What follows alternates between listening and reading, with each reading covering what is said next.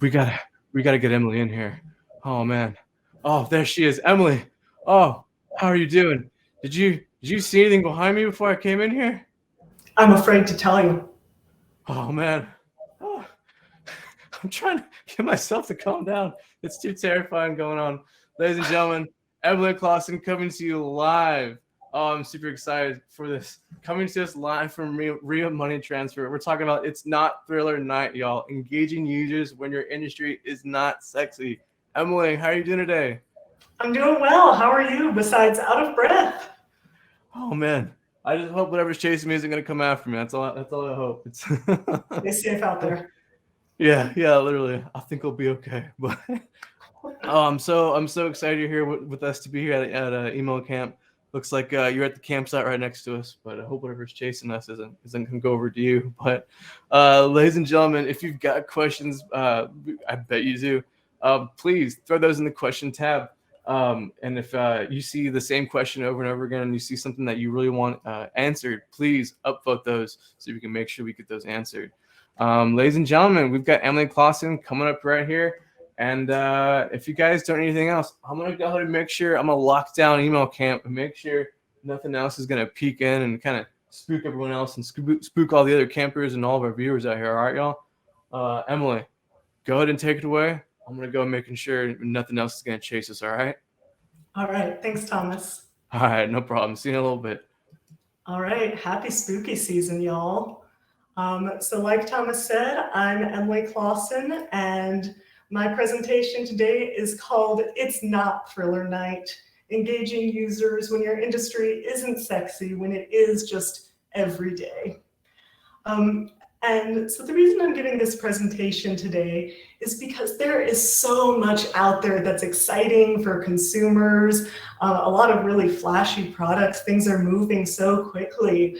Right now, if you're scrolling through Instagram like I do, even multivitamins and tights are very sexy, very exciting for the consumer. But a lot of the business world is still everyday products that users simply need, but might not be thrilled to get, might not be excited to open and engage with. So if you are watching this live, which it seems like a ton of you are, super exciting, please feel free to drop in the chat while you're watching this presentation, maybe what your boring industry is, and I can pepper in some examples that are just for you. And like Thomas said, leave questions. Please feel free to drop them throughout the chat, and we'll get to them all in one go at the end. All right. So a little bit about me and why I care about the boring emails and getting excited outside of passion industries.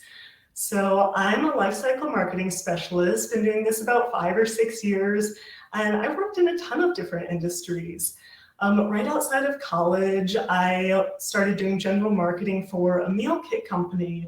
And this was back in the day when Blue Apron and HelloFresh were super hot, super new. It was like the next biggest thing. And it was exciting for me because I went to culinary school. I was a recipe tester. And it was just such a no-brainer to talk to people about something I was excited about what they were excited about. And after that, I was working in outdoor journalism, and you had folks from the weekend warriors who went on a hike maybe once or twice a month to folks who were living out of their vans, were always on their bikes. And so again, they were excited to get our emails. There's so much to talk about that we were both really passionate about. But from there, as life goes, I entered a different industry. I was focused more on the technical side of things and ended up in financial services, where I've been for a couple of years now. And so my current role is at Rio Money Transfer. And what we do is we're international remittance service. I see some financial folks in the chat, love to see it. And we help our users get their money from where they are across the globe, across country boundaries, to the recipients who need it. And so my job isn't necessarily to get people excited about sending money. Odds are it's something they have to do every day anyway. My job is to get them excited about how our specific product in this space makes their lives easier, makes it a no-brainer, and removes something that might feel like a chore and just makes it a seamless part of their lives. So I'm going to take a second and pause and ask you a question that you've probably been asked before. I really like it. I've heard it in job interviews, water cooler talks, from my parents who don't really understand what it is I do for a living. But take a moment and think about your favorite emails. What are the newsletters, marketing emails that you love? Okay, so if you've got them, my personal favorites, my top 3 to answer this question with is Spotify, Strava, and the New York Times Cooking Newsletter. And these are great emails, right? Pretty popular brands. Y'all have probably seen them. And the teams that make those are amazing. Huge props to them. But if I think about it, there's definitely something they all have in common. There's a core reason why I'm excited for these emails, why I genuinely love them. And that's because those products, Spotify, Strava, New York Times, are products that I love to use. They fuel my hobbies. You know, Spotify keeps me engaged with arts and music in the background of my everyday life. Strava connects me to my health and a community of athletes. You know, y'all know I have that food background. I love to cook. New York Times brings me closer to that. And so while I do love their emails and they're genuinely good, a lot of the love for that comes from my passion for those products and those industries. So on the flip side, think about some different marketing emails that you always read. You don't necessarily love them. You're not excited about them, but you will always read them. Oh, for me, maybe it's a message from my doctor's office or from the local city government, or even the gutter maintenance folks who send the emails twice a year. I don't look forward to those. I'm not checking those subscriptions, but I will always read them. And that's because, you know, those specific ones within these boring industries, they have quality, and more importantly, they give me a ton of value. And that's how we in the boring space can really differentiate ourselves. So I'm going to break this down into 4 different ways that you as an everyday user can really engage. So the key here, when a user kind of has to use your product or is otherwise part of your industry, but not necessarily through excitement, is to earn attention. So you can do this by establishing differentiation from the marketplace, you know, cultivating a voice, and more importantly, a recognizable casual voice, not too stodgy. Building a relationship and rooting that relationship in genuine warmth and gratitude. And then finally, a really strong mover is to offer acts of service within your space, add on a little value for that user. So the first layer is differentiation. So why you and how can you stand out? So odds are you don't need to convince your user to purchase from your industry. They're probably already aware of it, or maybe even already engaging with it before they found your product. The funnel looks a lot different for us. You know, for instance, no one needs to know why they need gas and electric to their house. That kind of goes without saying. What they need to know is why your provider is the best choice for them. So a lot of that is, you know, the old writing adage, show, don't tell. Show them why you're the best choice for their specific case. And with that, do the legwork for them. You know, consumers, we probably know, are very savvy these days. They've got, you know, the wealth of information at their fingertips, but they probably don't want to spend their time researching insurance providers or which IT provider is going to give them the best service. Just tell them, do that work for them. And so there are a few ways to differentiate that no matter how flashy or not your product is, you can lean on.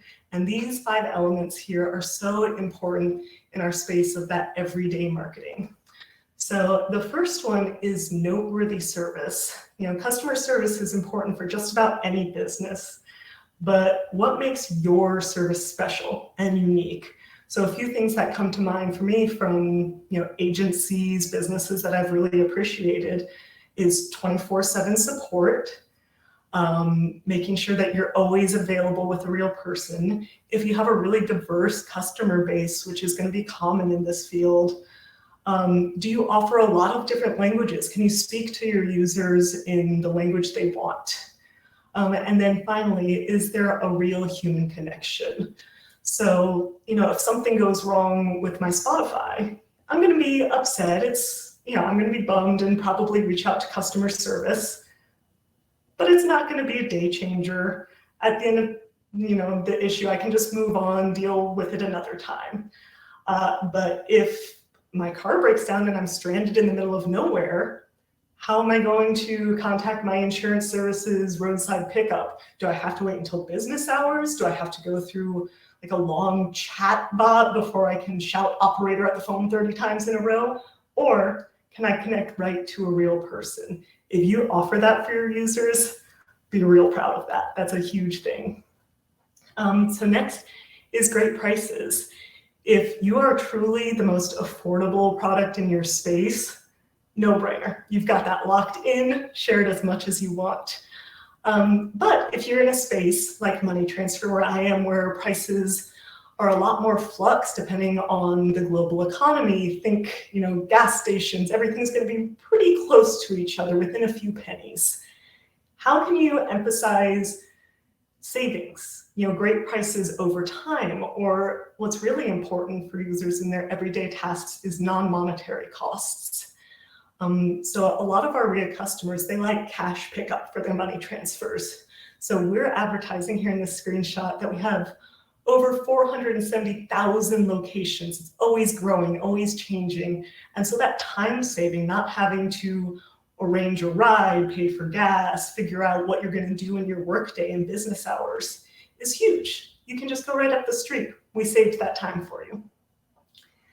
Another thing in these industries, and I'm scrolling back through what y'all shared, is innovative product features. So I see a few ed folks. A lot of times in education, especially public education, there's going to be an assumption that you're not the most up to date. And if that's not true for your company, for your community, definitely talk about it. So go against that expectation that boring products are going to be behind the curve, that they're going to make you submit a bunch of physical paperwork or, go through really old systems that can only tie something to your AOL account, goodness forbid. And share if you have your own app, if you have ways to connect online in platforms that your users are already taking advantage of, if you can offer reminders and easy scheduling, share that innovation. And then the last two elements are really important, now more than ever, to use a bit of the cliche. And the first one is responsible practices. And with this, that differentiation is so important. Share what is unique to you. So it's all well and good to have practices to protect your employees and customers, thinking about it in the frame of COVID-19. But you don't want to inundate people with the bare minimum. That's taking up their day with something they would hope you do. It's almost worrying if you have to share that. But if you're going above and beyond, maybe you're offering employees extra sick time off, or maybe your business used to be entirely in person, but you pivoted super quickly to virtual. Share those responsible practices. If you're going the extra mile for the environment and you're in an industry that's notoriously behind the times for that, maybe the auto space, and you're very focused on electric and solar, share that. And then finally, going with sort of the responsible practices and what makes you different on a more emotional level is share if you have a unique team. So if your team has a really strong mission or expertise, maybe you're in education, all of your customer service reps, for instance, used to be educators or in that field, or you always lean on people who have real world experience, talk about that. Maybe your industry is known to be a little bit behind the times on diversity and helping people out, but your company built an amazing DEI team. Share that with your users and let them know why of the product they have to have, they choose you. At RIA, a lot of our customer base is immigrants, and our CEO is also an immigrant. A lot of our team is. We're a very global company. So we talk about how we're by immigrants for immigrants and are ready to reach those people. And most of all, just remember that this is a really important space to experiment and segment like crazy. Maybe you are a truly amazing company and all 5 of these points are different to you. You're knocking them all out of the park. Instead of sharing them all at once, which will probably feel a little insincere, create 5 different audiences and target those people with what's going to be most important to them based on your testing. Okay. So once you've established what makes you special, you can talk about how to be yourself and really know who that self is. So this is all about voice. Typically, in a lot of these industries I'm seeing in the chat, it's a crowded space. Users have a lot of different options, and the din of all those voices can be really loud. So instead of shouting the loudest, bombarding your folks with emails and lifecycle communications, focus on being recognizable. If your user knows your voice, they can pick it up out of the crowd and always come back to it. And so with that, you really want to own your voice and don't be a stranger, including to yourself. Take time and space to build out who your character is. What's really important in these everyday industries is to keep it casual, engage, be a little bit funny if you want, but always lean onto that set voice of who you are. So what I like to do when I'm writing base copy is to think of myself as like a ghostwriter or a famous author. I have the space to be creative, to communicate something new, but I'm always sort of beholden to this one voice, this one person that I'm representing. And so within that, you can maybe establish turns of phrase, little catchphrases that you always use, or taglines that are really custom to your brand and break down complicated topics in a quick way. You can also, lean into some of the more qualitative elements of your voice. Are you quippy? Are you punny? Are you chatty? And use that to kind of inform the medium. So obviously the overall channel for most of these folks here is email. It's an amazing channel. We all love it. But within that, there are mediums that you can lean on. So maybe your brand within your space is more artsy and creative. So you always have beautiful designs, lots of colors. Maybe you can be really informal and do what I like to do a lot of pop culture and GIFs in your presentations and emails. And maybe you're a brand where trust is critical and users always need to depend on you. So you can format your emails really the same across the board and sort of establish that consistency and, steadfastness within your brand. So use the channel of email to find your deliberate medium. And then once you have that voice, once you know who you are, be deliberate about any time you change it. So don't just willy-nilly create a different voice that's going to get you lost in the marketplace. And instead use your firmly established author to make changes to capture attention. If you're doing a brand overhaul, you want people to notice and to see the changes and see your growth. If you're launching an entirely new product arm, maybe you tweak that voice a little so you have a couple authors coming to the table, and just own whatever that voice is. All right. Now, it's okay if you're a little sick about hearing about yourself. At this point, it's probably time to really focus on the user and remember that it's not about you, and it's time to give thanks. So in this industry, this boring everyday space, a lot of our products exist to just make someone's life work or make their life a little easier. And within that, isn't it nice when you're just recognized for being a successful adult? When someone says, hey, you always pay those bills on time, you always schedule those appointments, you've got things like in spick and span, it's nice to hear that, right? And so this is an opportunity to, not share all of the, baubles and gigads about your product, but instead talk about how they've taken the step to make their life better and move away from the transactions that they've made and into a relationship, sort of built on gratitude. And within that focus of gratitude and giving thanks, find what your users respond to.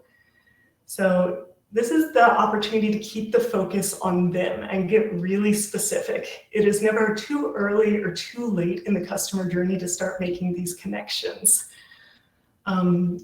So one test that we ran at RIA was an email after a first purchase, and both emails contained a promo code, but subject line A, which I thought was going to be the winner, shared that promo. It was zero fee, it was great transfer service. You knew you were opening that email and getting an offer. The other email, the subject line was simply just to say thanks. And that subject line showing gratitude and building the relationship had a 96% chance to outperform the advertised promo code. And to me, that was huge, and it showed that gratitude and appreciation was what our users responded to. So within that space, it's all about acknowledging that they chose to use your product, and more than that, they took action to improve their lives. They participated in some way in a space that will make their life easier, better, smoother. And once you've finished giving thanks, this is where you can really add value and you can give back. So keep it worth their while to continue opening their emails. Because your product exists to make your user's life ideally function better, how can you expand on that? How can you give back within your space beyond just sales and promo codes, which are important, but we all know those are appreciated. So you want to, within these acts of service, extend your product's promise. You're the expert here.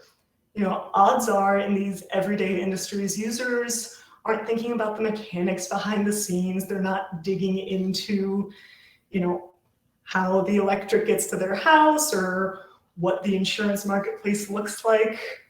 They rely on you to be the expert. And so then within that, you can take one thing off their plate.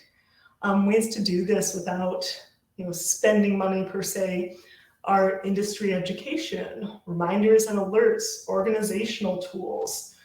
These are all things that add value and brighten someone's day.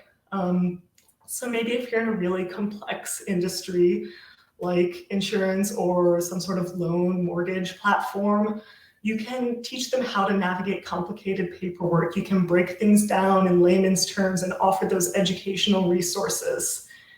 You can send reminders or alerts. So something my plumber does that I really appreciate is every winter, they don't ask me to make, a service appointment or anything. They just send me an email to remind me, keep your heat on, don't let your pipes freeze and burst. And I open that. It's great to get that reminder. One thing that we do at RIA, with sort of moving prices with that global economy, is we send alerts when there's a really great rate. Maybe it's not a special offer we created, maybe it's just the way the times let it happen, but we let them know this is a great time to send, and hey, don't you kind of want to send with RIA now that we let you know? The key here is to help your user look good, kind of act like their little sous chef and make them shine. And with that, they'll have the value to always open your emails. So to kind of bring all the pieces together and sum it up, if your industry and your product can't lean on excitement, lean on what always works. And feel free to apply these to real life too, not just emails. Lean on standing out, being yourself, giving thanks, and giving back. And bring those to every email you've got, and you'll be done. So we've got 9 to 10 minutes left. I see there are some questions left, but send them my way, thoughts and questions.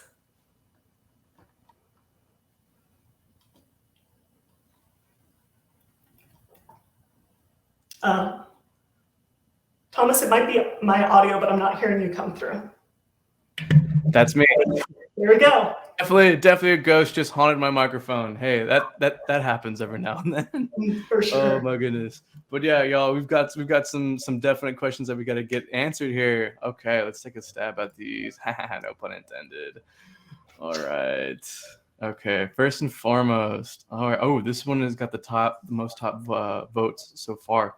This one comes from Ann Wave. All right, Emily. How do you adjust voice for shorter channels like push versus email where we have more space to be a character? Great question. So this is one of the reasons it's so important to establish your voice. So once you've created who your author is, you can lean on those catchphrases and little blurbs that you always use, and you won't have to provide context every time. And this is also where casual is important. Instead of getting into a long jargony explanation, break things down really quickly in layman's terms and drive them to engage with your product, where you'll maybe have more room to breathe and answer.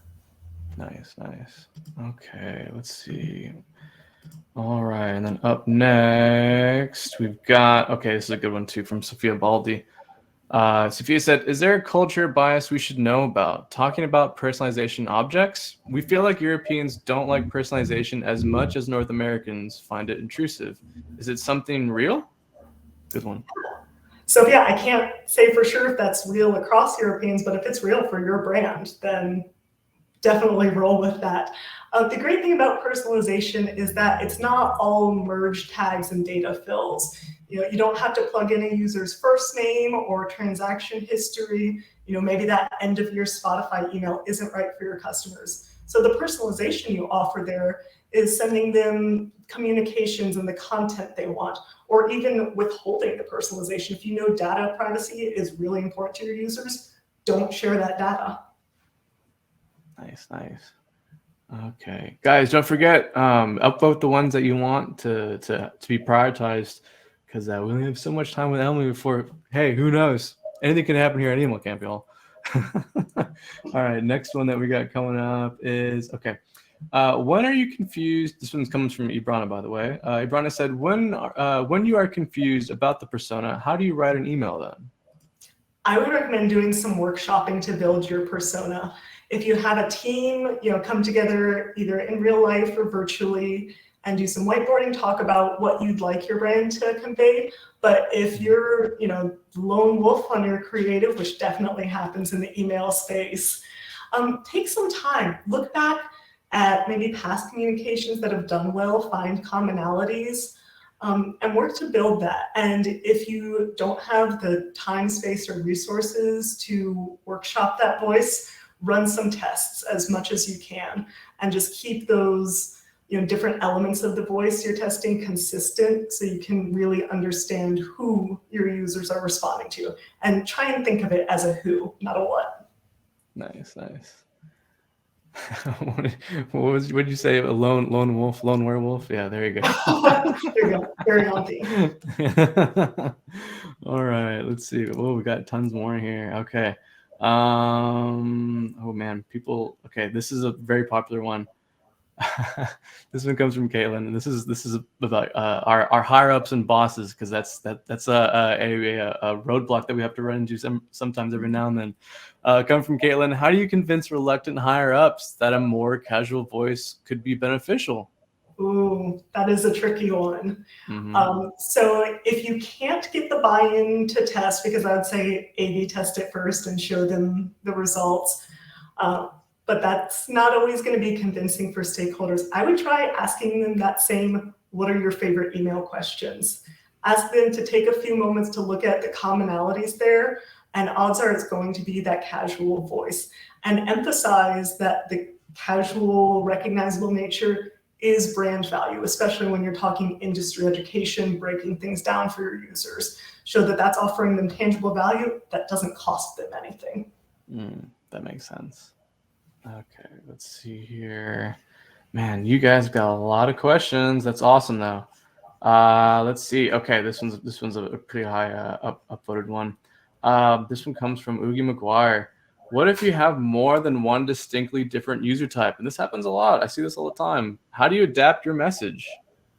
I would be shocked if you didn't have more than one distinct user type. Especially if your brand has had any kind of growth over time.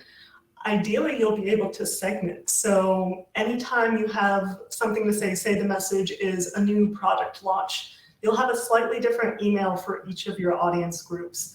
And if you're working on a platform that maybe doesn't support that, see if you can, kind of build different options and just send at different times, as opposed to segmenting all on the same email. So maybe Group A doesn't get broken down, but they get more emails, and Group B gets more push because they like that shorter voice that Anne was talking about.